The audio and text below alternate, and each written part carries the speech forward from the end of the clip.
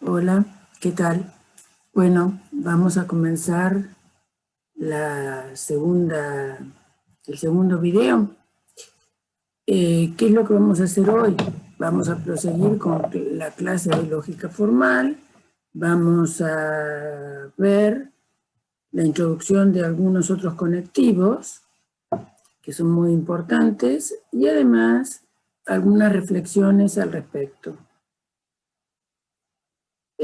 Bueno, ¿qué tal? ¿Cómo están? ¿Todos bien? Eso entiendo que están aprendiendo bastante, o ese es mi deseo, quién sabe. Espero que sea cumplido. Vamos a dar la segunda clase virtual de Matemática Cero de la Facultad de Informática dependiente de la Universidad de La Plata. Recuerdan, yo soy Adriana Gali y los invito a que tengan mano, si es posible, o en dimensiones chiquitas, en los apuntes de la cátedra. Recuerden que ellos están subidos en el sitio Ideas de la Facultad de Informática de la Universidad Nacional de La Plata. En particular, sería importante que miren las tablas de verdad de los conectivos ya introducidos. ¿Cuáles fueron los que vimos la clase pasada? Conjunción, disyunción y negación. Recuerden, uno podría esquematizar una tabla de verdad de la siguiente manera. Es como si fuera una maquinita procesadora donde nosotros lo que hacemos es poner unos ingredientes adentro de esa maquinita y queremos que nos salga un producto. ¿Qué le pondríamos a una maquinita que sea una tabla de verdad de la lógica en particular de las letras proposicionales? Serían los ingredientes, los conectivos que queremos ver cuál es su tabla de verdad, y apretaríamos un botoncito y sale, por la definición que han dado otros de lo que es la lógica proposicional simbólica que estamos viendo nosotros, o el cálculo proposicional, o el cálculo proposicional clásico, como quieran llamar a lo que estamos viendo nosotros, sale la tabla de verdad de ese conectivo respecto a las letras que hayamos puesto. Recuerden que estamos trabajando con conectivos de dos lugares por ahora, como son la conjunción y la disyunción.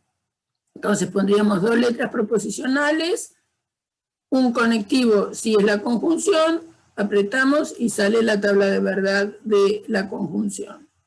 Si queremos para la disyunción, bueno, entonces acá en lugar de poner un símbolo de conjunción, pondríamos un símbolo de disyunción. La maquinita, que es la definición de la tabla de verdad, nos saldría la tabla de verdad de la disyunción. En cambio, la negación es un conectivo de un solo lugar, por lo tanto pondríamos una única letra proposicional. Conectivo que pondríamos sería el de la negación, y el resultado, después de aplicar un botoncito, saldría la tabla de la negación. Bueno, lo importante es que ustedes recuerden esas tablas de verdad porque son fundamentales para siempre, digamos, cuando tengamos que estudiar cosas de matemática o de programación. En general, todas las personas concuerdan por cómo están definidas las tablas de verdad. Algunas definiciones de esas tablas son muy aceptadas por todos y otras no tanto. Así es la cosa. Se han hecho estudios de psicología cognitiva desde hace tiempo, y sacado estadísticas a ver si la gente concuerda con lo que son esos conectivos. Y si concuerdan cómo está definida la tabla de verdad, ¿no?, de esos conectivos. Y en general se concuerda bastante. Con estos tres que vimos el otro día, conjunción, disyunción y negación, en general todos concuerdan. Es probable porque tengamos ya incorporado de alguna manera lo que es ese conocimiento, pero la tabla de verdad es aceptada bastante. Bueno, vamos a mirar el comportamiento de otras expresiones lógicas, ¿no? Esto es muy importante para nosotros en matemática y también para materias de programación. Vamos a seguir fabricando proposiciones compuestas. Supongamos que tengo una proposición que dice: Villa practicó mucho patear penales. Y sea otra proposición simbolizada por G: Villa hizo un gol en la definición de la copa. Y enunciamos: si Villa practicó mucho patear penales, entonces Villa hizo un gol de la definición de la copa. Lo que hemos hecho ha sido unir en este enunciado la proposición Villa practicó mucho patear penales con la proposición Villa hizo un gol en la definición de la copa, utilizando dos palabras, una que es la sí y la otra que es entonces. Entre medio de estas palabras pusimos una proposición, en este caso es Villa practicó mucho patear penales, y la otra proposición que va después de la palabra entonces, Villa hizo un gol de la definición de la copa. Bueno, este tipo de proposición, ¿por qué digo yo ya que esto va a ser una proposición? Bueno, porque ambas proposiciones sabemos que si Villa es el jugador de Boca, bastante famoso en estos tiempos, es cierto que practica mucho, y practicó mucho, y también es cierto que hizo un gol en la definición de la copa que terminó el otro día. Por lo tanto, cualquiera que esté estudiando o no lógica va a decir que esto que estamos estableciendo acá es una verdad.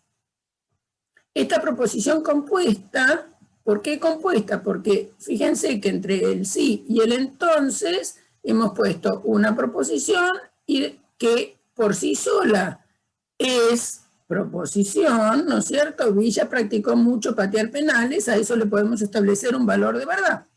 Y Villa hizo un gol en la definición de la copa, también es una proposición, ya que le podemos establecer un valor de verdad. Entonces, hemos fabricado con las palabras y entonces una nueva proposición. En la idea general corriente, digamos, hay algo que ver entre lo que dice acá, que Villa practicó mucho patear penales, a lo que dice acá, que Villa hizo un gol en la definición de la copa. Es decir, esto se acostumbra a llamar condicional. Un condicional es algo que en el lenguaje cotidiano y habitual en que usamos este tipo de expresiones tiene que ver lo que está entre el sí y el entonces a lo que dice después del entonces. A lo que está en este caso, ¿cómo se simboliza? Se simboliza con una flechita. Es como que de B sale G. Esa podría ser la interpretación de la flechita. Esto es lo que se llama un condicional. ¿Y de cómo manera lo leo? Lo leo de sí, entonces. ¿Cómo se llama a B en este caso? Se llama antecedente. ¿Y cómo se llama a G? Se llama consecuente. Es decir, en proposiciones de este tipo, como podría ser esta, que lo que está entre medio del sí y el entonces es como un requisito para que pase lo que está después del entonces. Una cosa es el antecedente, es lo necesario para que pase lo que está del otro lado del entonces, que es el consecuente. Ahora, acá pusimos proposiciones particulares, simplemente para motivar con un ejemplo lo que tenemos, pero ustedes saben que estamos trabajando con lógica formal. Entonces, nosotros podríamos poner como antecedente y como consecuente para un condicional cualquier letra proposicional y que ella represente una determinada proposición. Esto es una forma proposicional llamada condicional, que la simbolizamos así y la leemos si P, entonces Q. Recuerden que a P se lo llama antecedente, a Q se lo llama consecuente. Como en el ejemplo de recién, de que si Villa practicó mucho patear penales, entonces pudo hacer un gol en la definición de la Copa, tiene que ver lo que está adelante, ¿no?, con lo que está atrás. Es decir, el antecedente tiene que ver con el consecuente, o si quieren al revés, el consecuente tiene que ver a lo que tengo como antecedente. Pero eso no es necesario, ¿no?, porque recuerden que nosotros estamos trabajando con lógica formal. ¿Y qué quiere decir eso? Nos importa la forma o la estructura que tengan las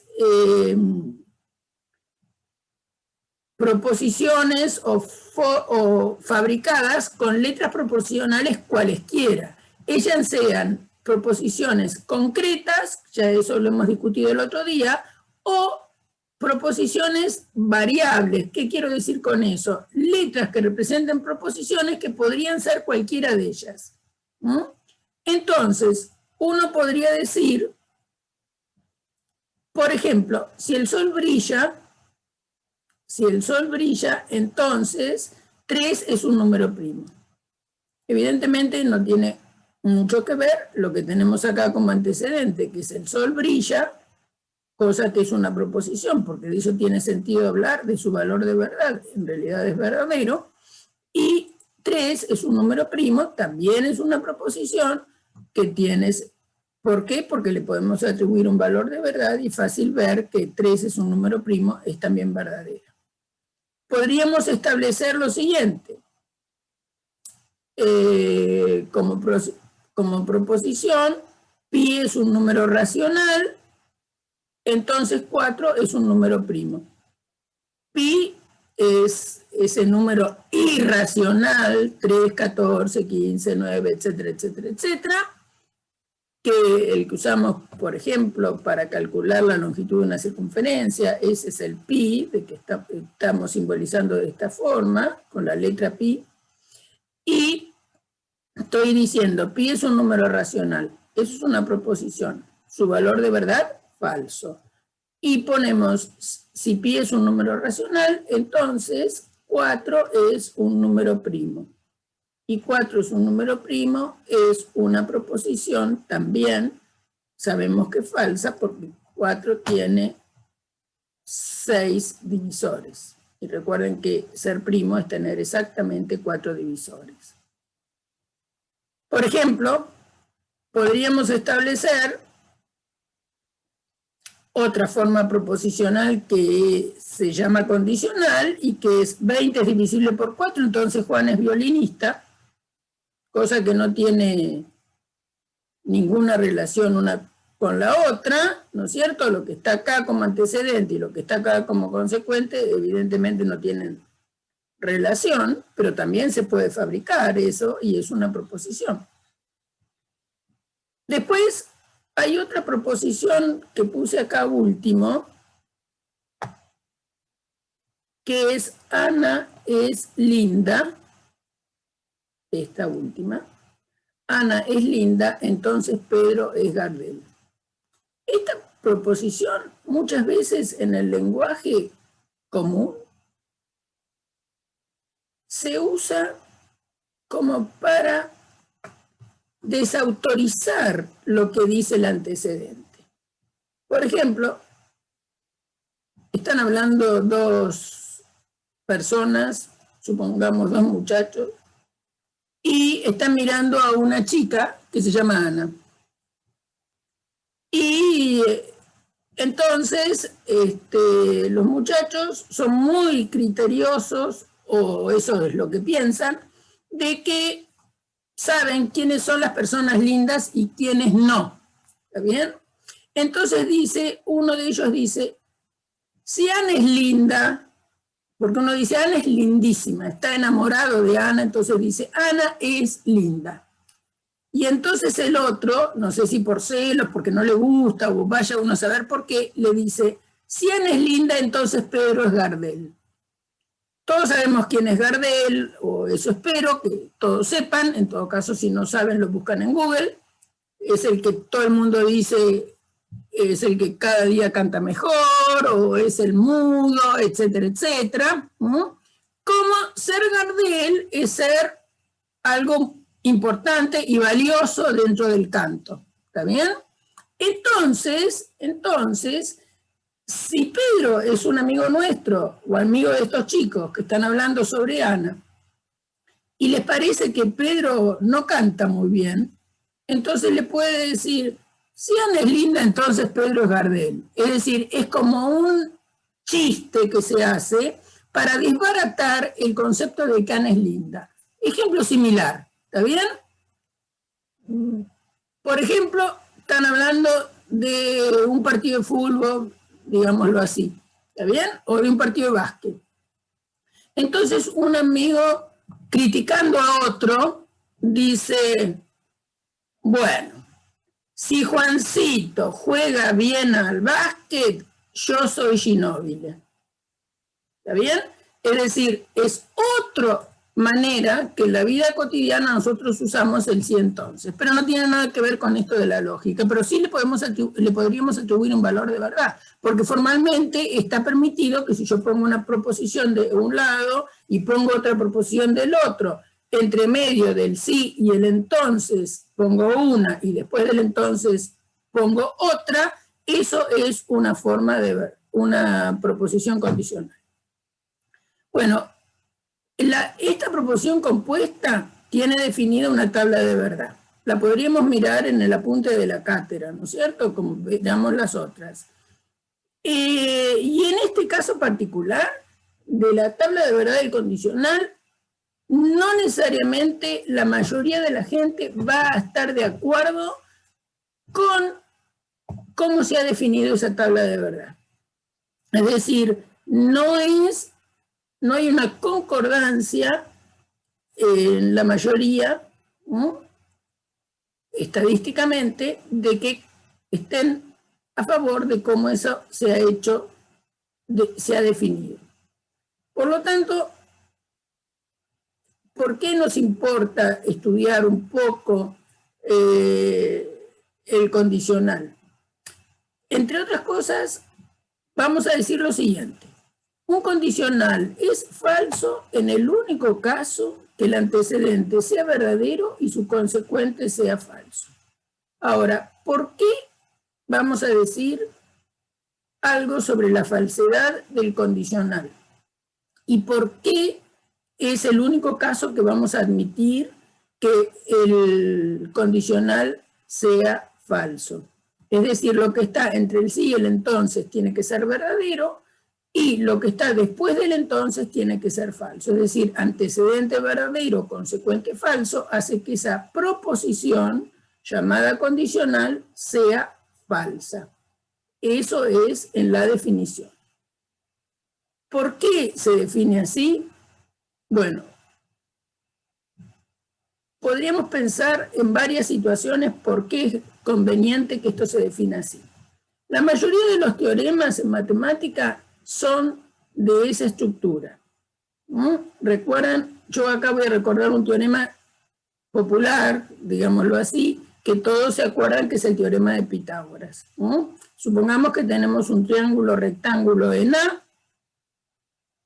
y entonces el teorema de Pitágoras, recuerden que dice que si ABC es un triángulo rectángulo en A, entonces el cuadrado de la medida de la hipotenusa,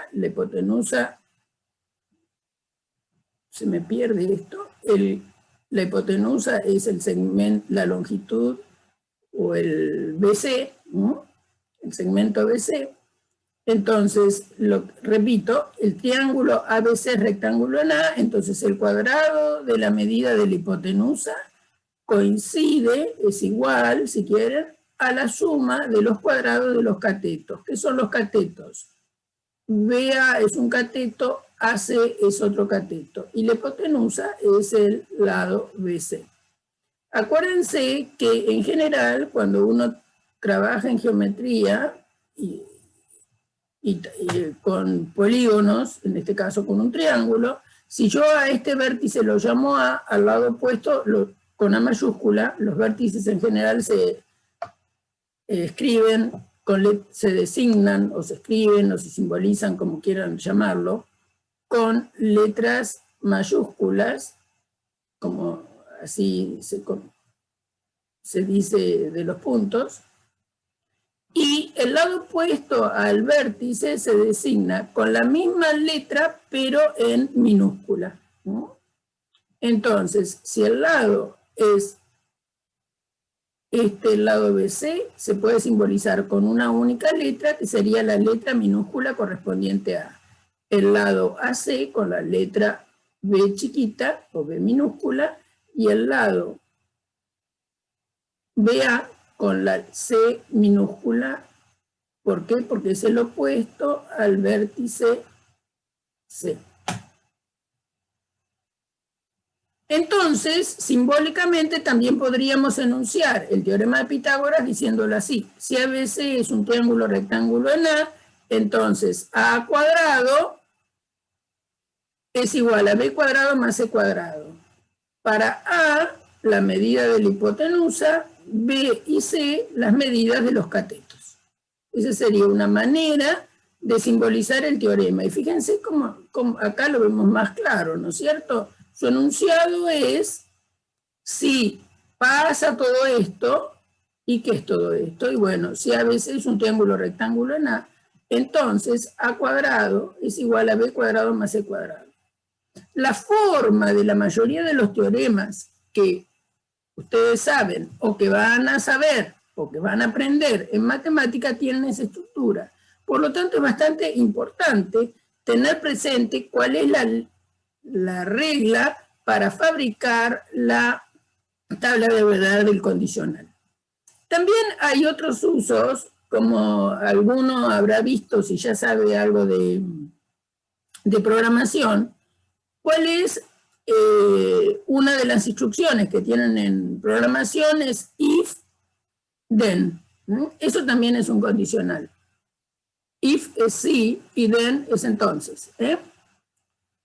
Si pasa algo, entonces, y tomo ahí, eso es una instrucción de computación. Bueno, entonces, no es irrelevante que nosotros pensemos que la tabla de verdad del condicional resulta que es falsa en el único caso que antecedente sea verdadero y consecuente falso. ¿Por qué es eso? Y bueno, porque si la mayoría de los teoremas son de la forma que acabamos de decir, ¿está bien? A ningún matemático le va a interesar salir, ¿no es cierto?, de hipótesis verdaderas y llegar a una conclusión falsa. Eso ya no sería un teorema, ¿no? Entonces, eso es por lo que en realidad esa tabla está así definida. La vuelvo a poner para charlar un poquito más al respecto. Pongo la tabla, entonces, si las dos letras proposicionales son verdaderas, entonces el conectivo, usando el conectivo entonces, sí, entonces, el condicional P, entonces Q, resulta que es verdadero. En el único caso, vuelvo a repetir, que es falso, es si antecedente verdadero, consecuente falso, en este renglón es falsa. En los otros casos es verdadero. Bueno, acá muchos dudan por qué si el antecedente es falso, van a decir ustedes que el condicional es verdadero. Bueno, yo puedo ser un poco, poco simpática, digamos. y decir, bueno, esto es así porque es por definición. Pero vamos a analizar un poquito por qué esto se podría justificar. Una manera ya es la que dije, como la mayoría de los teoremas tienen esta forma, a nadie se le va a ocurrir empezar con antecedente falso y no le importaría qué pasa si el antecedente falso va a permitir que el condicional sea verdadero. Esa es una manera.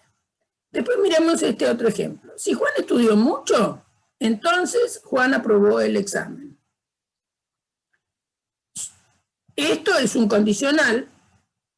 Juan estudió mucho es el antecedente, Juan aprobó el examen es el consecuente, y supongamos que sabemos que esta persona efectivamente ha estudiado mucho y que Juan aprobó el examen. Si esto pasa, es decir, si nosotros suponemos que P es verdadero y que Q también es verdadero, entonces la opinión pública y todos nosotros vamos a decir, bueno, lo que dice el condicional es verdadero, es decir, el condicional está afirmando algo verdadero. Eso sería estar en la primera línea de la tabla de verdad, ¿no? Es decir, vamos a aceptar que lo que dice la primera línea es correcto. También resultaría aceptable la línea siguiente, que si Juan no estudió mucho y Juan no aprobó el examen, la mayoría de la gente estaría conforme con que eso pase y va a decir, bueno, el condicional está diciendo la verdad.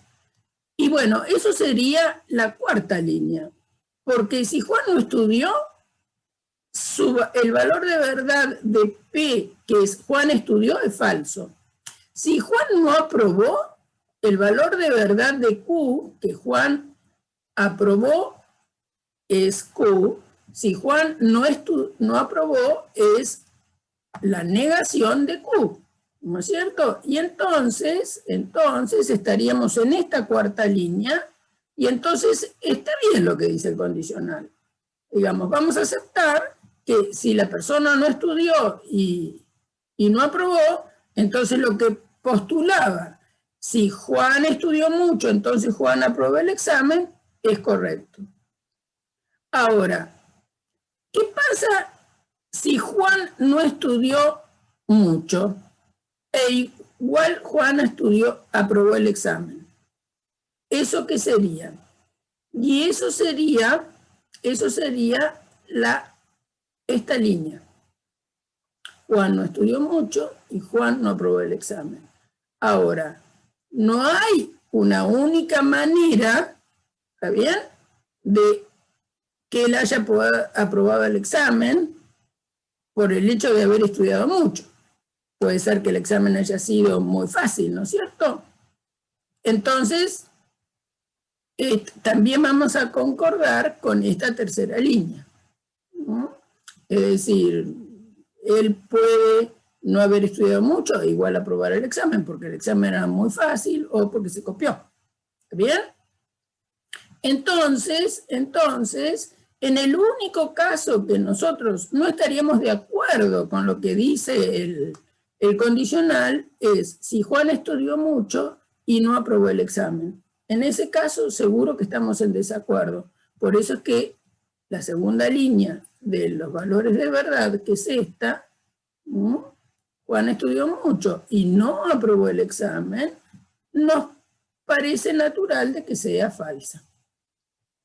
Bueno, este ejemplo que di es un ejemplo que nos permite justificar de alguna manera la tabla de verdad.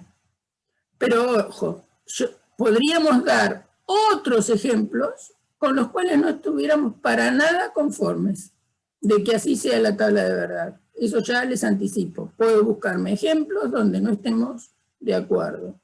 Además, fíjense que los ejemplos que pusimos antes, donde no hay ninguna relación entre lo que es antecedente y lo que es consecuente, aún menos va a justificarse que la tabla de verdad sea así.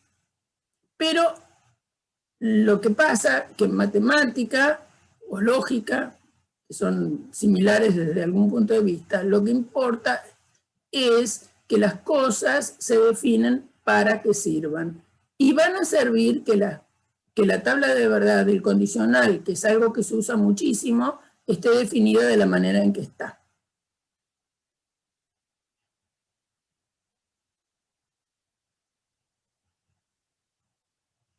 Bueno, les invito a que miren, analicen y a ver si concuerdan con la tabla de verdad y que piensan, por ejemplo, hacer un análisis, por ejemplo, la siguiente proposición, que es un condicional. Si 2 es un número irracional, entonces el Papa saldrá al balcón. ¿Está bien? Antecedente y consecuente no tienen nada que ver. A ver qué opinan ustedes de si para este ejemplo, si le encuentran alguna razón de ser a la tabla de verdad. Bueno, también acá, yo acá hago un comentario, ¿no es cierto?, con respecto a que un matemático siempre cuando está pensando en un teorema, que ya dije que la mayoría de los teoremas tienen la forma condicional, si está pensando en un teorema nunca va a salir de proposiciones falsas. Es decir, no va a salir de hipótesis falsas. Y lo que le va a importar es que para que algo sea un teorema, las hipótesis falsas no las va a tomar. Lo que le va a importar es que de hipótesis verdaderas pueda sacar conclusiones verdaderas. Si logra eso, bueno, habrá establecido un teorema, ¿no? Después, acá hay una reflexión de para qué, por qué digo yo que muchas cosas en matemática se definen así para que sirvan. Por ejemplo, ¿se acuerdan que un número cualquiera que no sea nulo, cuando lo elevamos a la cero, nos enseñaron que vale 1? Por ejemplo, 2 elevado a la 0 es igual a 1. Ahora, ¿para qué me dijeron que eso? Me dijeron, y bueno, eso es por definición. Ahora, ¿para qué a alguien se le ocurrió poner que eso es 1? Porque piensen que en el colegio primario a nosotros nos dijeron, bueno, 2 al cuadrado, es decir, 2 elevado a la 2 es 2 por 2. 2 elevado a la 3, es decir, 2 al cubo es 2 por 2 por 2. E intuitivamente nos dijeron, bueno, si haces 2 a la n, con n no nulo, entonces 2 a la n es multiplicar a 2 tantas veces como indique ese n. Ahora, ¿qué sería 2 elevado a la 0? Ya esta interpretación, que es multiplicar el número tantas veces como diga el exponente, no me sirve, porque multiplicar 2 0 veces no va. Entonces, hubo que definirlo aparte, que es 2 a la 0. Entonces nos dijeron, bueno, 2 a la 0 es 1. Bueno, pero alguien, ¿por qué no dijo que 2 a la 0 es 88? Porque si yo digo que voy a hacer una definición, podría haber puesto que 2 a la 0 es 8. Bueno, pero no es así, porque lo que pretende uno es conservar lo que sabe de potencias de igual base. ¿Se acuerdan lo que era una potencia de igual base? Dado un número real a cualquiera, si n y m son naturales y no nulos, sabemos que a la n por a la m es a la n más m. Y nosotros queremos que si el exponente es no nulo, también pudimos definir lo que es la potencia de exponente negativo. Entonces, la potencia negativa la definimos así, ¿no? Para un exponente m, 2 a la menos m, si m es natural, va a ser 1 sobre 2 a la m.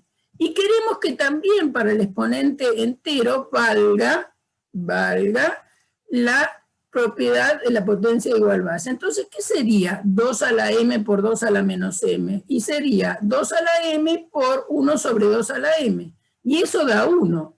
Pero, por otra parte, si nosotros queremos que valga la propiedad de potencia de igual base, 2 a la m por 2 a la menos m sería 2 a la m menos m, en cuyo caso daría 0, y 2 a la 0 es 1. Entonces, para que sirva, tendríamos que encontrarle un resultado a lo que era 2 a la 0. Y bueno, para que ande bien, por ejemplo, la potencia de igual base, definimos que 2 a la 0 vale 1. Es una manera de justificar el por qué algunas definiciones se hacen en matemática para que tengan sentido. A eso me refiero cuando digo que las definiciones en matemática no son totalmente arbitrarias, sino son expresiones donde las cosas tienen que tener sentido. También podríamos pensar en el condicional desde el punto de vista de la ciencia experimental, ¿no? Por ejemplo, un químico, un bioquímico o un médico, ¿está bien?, de alguna ciencia experimental, lo que está haciendo es estudiando algo, ¿no? Y entonces todas sus hipótesis serían el antecedente y el consecuente sería la conclusión. Lo normal es que ese investigador experimental tome hipótesis verdaderas y lo que quiere sacar es una conclusión verdadera. En este momento de la pandemia, fíjense que hay un montón de gente que está estudiando y quiere sacar, obviamente, a partir de lo que está pasando y de estudios experimentales que se hacen, una conclusión verdadera, no falsa. ¿Está bien? Entonces, a nadie le va a importar hacer un experimento con hipótesis falsas. O sea que ahí podría pasar cualquier cosa o no va a usar la idea del condicional. Bueno, vamos a mirar otras maneras de decir lo mismo. ¿Qué quiero decir con esto? ¿De qué manera podríamos simbolizar una proposición condicional, pero expresando lo que dice un condicional de otra manera en el lenguaje coloquial? Supongamos que tenemos esta proposición, que es la siguiente. Si Juan es alumno de segundo año de la facultad, entonces Juan cumplió las condiciones del ingreso. ¿Está bien?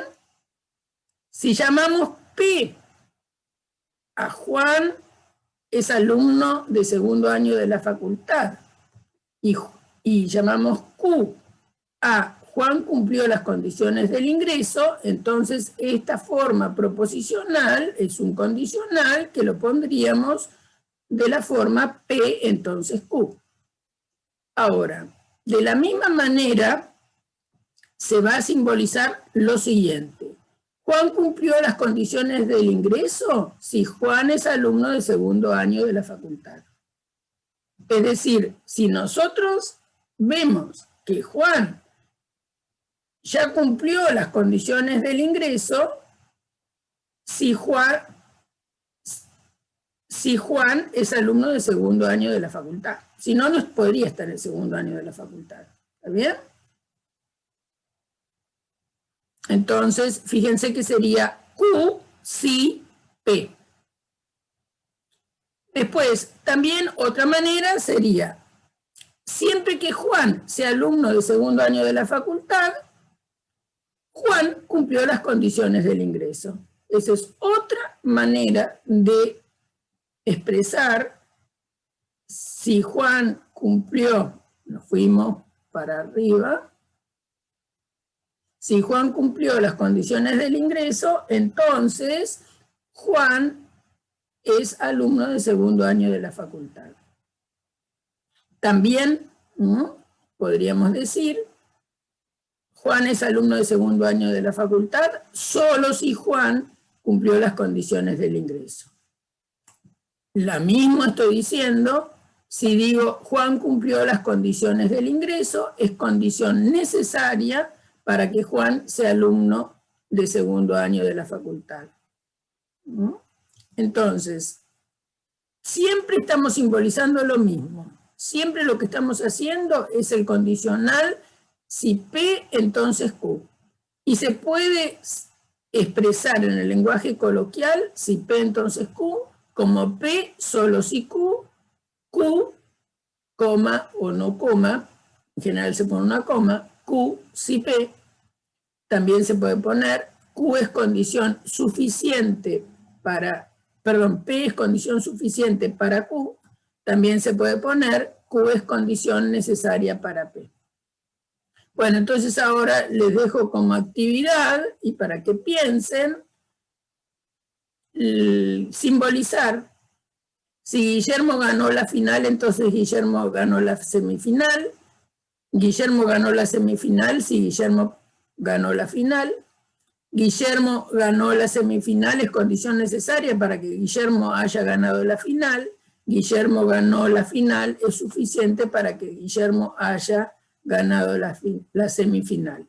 Bueno, entonces tienen todas estas actividades que no van a ser para nada difíciles si revisan entonces lo que dijimos antes y si tienen este resumen en la mano. Bueno, nos vemos en el próximo video. Hasta luego y que sigamos todos muy bien.